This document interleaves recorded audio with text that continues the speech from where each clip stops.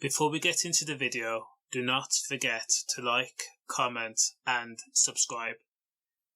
So, our hopes of kids and teenagers going back to school and colleges have not helped curb the killings that have taken place. Sadly, it's been reported that a 16-year-old boy was stabbed to death in the Norton Street area of Manchester on Thursday, just before 6 p.m. Now, the teenager, whom has not been named, was found in the street, gasping for his last breath and trying to keep himself alive by holding his hands over his wounds after he was mercilessly attacked by two unknown males. Now, you just have to think about where the stabbing took place and what time. It happened in peak hours. Now, when the commotion took place, there must have been people that either walked past, heard the shouting from a bedroom window, or drove past the stabbing. Police were called by a member of the public, and paramedics and police arrived at the scene soon after. The paramedics battled to save the teenager's life, while he was put in an ambulance and taken to the hospital, but sadly he was pronounced dead a short time later.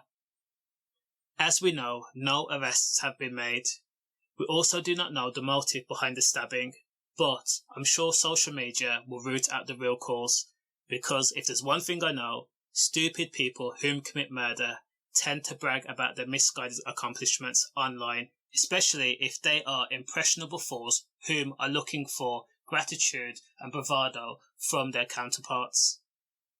Now, a huge police presence has been seen and felt close to the scene of the crime, and Manchester's major incident team will be leading the investigation. 2 further crime scenes have been set up to preserve potential evidence also.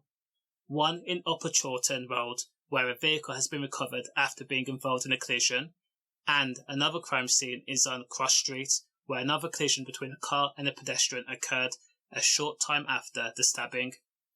Though it has not been confirmed these collisions are connected with the stabbing, it's a case of looking at what are the chances that a man was run over after a car was speeding away from the potential crime scene. Again, this is a 16-year-old boy who has sadly lost his life.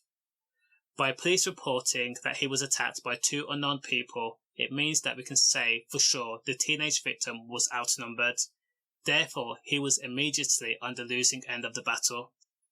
Again, I can't tell people how to live their life, but just because you dislike someone or you have an issue with a person, it doesn't warrant death. You can't murder people over petty stuff. You need to have the aptitude and mental capacity to think about your actions before you go out and commit murder. Undoubtedly, when these 2 idiots are arrested and charged for murder, there's a 70% chance their defence will be, I didn't mean to kill him, I walked around with a knife in order to protect myself, I can't apologise enough and I regret my actions. That means less than piss water, to be honest. When you arm yourself with a weapon, you can't feign an apology. When you are part of the reason the death rate is increasing.